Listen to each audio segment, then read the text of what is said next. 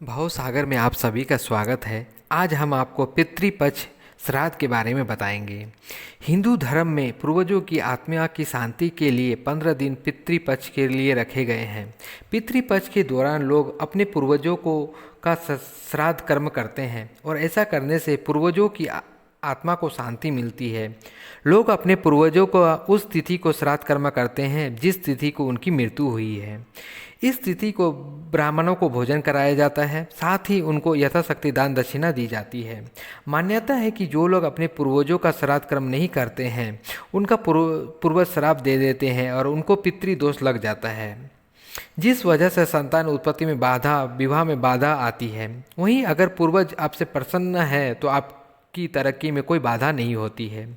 गरुड़ गरुड़ पुराण के अनुसार जिस दिन आप अपने पूर्वजों को श्राद्ध डाल रहे हैं उस दिन आप घर की दक्षिण दिशा की दीवार में पितरों की फोटो लगाकर उन पर फूलों की माला चढ़ाना चाहिए और उनका पूजन वंदन भी करना चाहिए, जिससे पितरों का आशीर्वाद प्राप्त होता है और पितृदोष से मुक्ति मिल जाती है। पितृपक्ष का महत्व।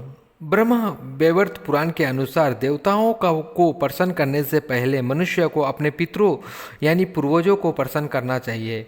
हिंदी ज्योतिष के अनुसार भी पितृदोष को सबसे जटिल कुंडली दोषों में से एक माना जाता है। पितरों की शांति के लिए हर वर्ष भाद्रपद शुक्ल पूर्णिमा से आश्विन कृष्ण पक्ष अमावस्या तक के काल को पितृपक्ष श्राद्ध होते हैं। पुराणों में उल्लेख मिलता है कि यमराज भी इन दिनों पितरों की आत्मा को मुक्त कर देते हैं ताकि वह अपने परिजनों के बीच 15 दिनों तक रहकर श्राद्ध का अन्न जल ग्रहण कर तृप्त हो सके। हिंदू पुराणों में पितृपक्ष का महत्व और इसके बारे में विस्तार से बताया गया है। पितृपक्ष के 15 दिनों में पितरों को पूजा, तर्पण और पिंड दान करने से पितृदेव प्रसन्न होते हैं और उनकी आत्मा को शांति मिलती है। हिंदू धर्म में पितृपक्ष का खास महत्व होता है। मृत्यु के बाद भी हिंदू धर्म में पूर्वज का समय समय पर स्मरण किया जाता है और श्राद्ध पक्ष उन्हीं के प्रति अपनी कृतज्ञता जाहिर करने और उनकी निमित्त दान करने का पर्व है। मान्यता है कि यदि श्राद्ध न किया जाए तो मरने वाली व्यक्ति की आत्मा को मुक्ति नहीं मिलती है। ऐसा माना जाता है कि पितृपक्ष में पितरों के निमित्त दान पुण्य करने से हमारी कुंडली से पितृदोष का दुष्प्रभाव समाप्त होता है। पितृपक्ष में श्राद्ध की तिथियां: पूर्णिमा का श्राद्ध या प्रतिपदा का श्राद्ध, द्वितीय का श्राद्ध, तृतीय का श्राद्ध, चतुर्थी का श्राद्ध, पंचमी का श्राद्ध, षष्ठी का श्राद्ध, सप्तमी का श्राद्ध, अष्टमी का श्राद्ध, नवमी का श्राद्ध, दशमी का श्राद्ध, एकादशी का श्राद्ध, द्वादशी या सन्यासियों का श्राद्ध, त्रयोदशी का श्राद्ध, चतुर्दशी का श्राद्ध, अमावस्या का श्राद्ध, सर्वपितृ अमावस्या का श्राद्ध या महालय श्राद्ध। कैसे पहुंचता है आपका श्राद्ध कर्म पितरों तक? मरने के बाद व्यक्ति की 3 तरह की गतियां होती है। पहला ऊर्ध्व गति, दूसरा स्थिर गति और तीसरा अधोगति। वेद में उल्लिखित नियमों का पालन करने वालों की ऊर्ध्व गति होती है, पालन नहीं करने वालों की स्थिर गति होती है और जो व्यक्ति वेद विरुद्ध आचरण करता है उसको अधोगति होती है। व्यक्ति जब देह छोड़ता है तब सर्वप्रथम वह सूक्ष्म शरीर में प्रवेश कर जाता है। सूक्ष्म शरीर की शक्ति और गति के अनुसार ही वह भिन्न भिन्न लोक में विचरण करता है और अंत में अपनी गति के अनुसार ही पुनः गर्भ धारण करता है। आत्मा के 3 स्वरूप माने गए हैं: जीवात्मा, प्रेतात्मा और सूक्ष्मात्मा।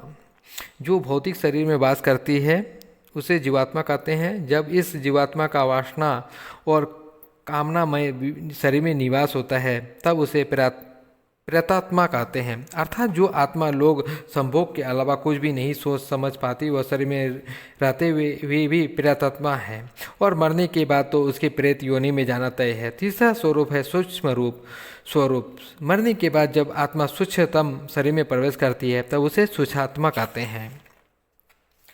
शास्त्र अनुसार माता पिता आदि के निमित्त उनके नाम और उच्चारण मंत्रों द्वारा जो अन्न आदि सोम अर्पित किया जाता है वह उनको व्याप्त होता है। मान लो वो आत्मा देव योनि प्राप्त कर गई है जो तो वह अन्न उन्हें अमृत के रूप में प्राप्त होता है, और पितर या गंधर्व योनि प्राप्त हुई है तो वह अन्न उन्हें भोग्य रूप में प्राप्त हो जाता है।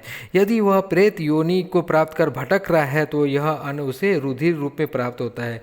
लेकिन वह आत्मा धरती पर किसी पशु योनि में जन्म ले चुकी है तो वह अन्न उसे तृण रूप में प्राप्त हो जाता है, और यदि वह कर्मानुसार पुनः मनुष्य योनि प्राप्त कर गया है तो वह अन्न उन्हें अन्न आदि रूप में प्राप्त हो जाता है। विशेष वैदिक मंत्रों के साथ ऐसे किया जाता है ताकि वह अन्न उस तक पहुंच जाए, फिर चाहे वह कहीं भी किसी भी रूप में या योनि में हो। पितृपक्ष में कोई कौवे का बहुत महत्व है। कौवे को यम का प्रतीक माना जाता है। श्राद्ध पक्ष में कौवे को अन्न खिलाकर पितरों को तृप्त किया जाता है। मान्यता है कि यदि पितृपक्ष में घर के आंगन में कौवा आकर बैठ जाए तो यह बेहद शुभ होता है।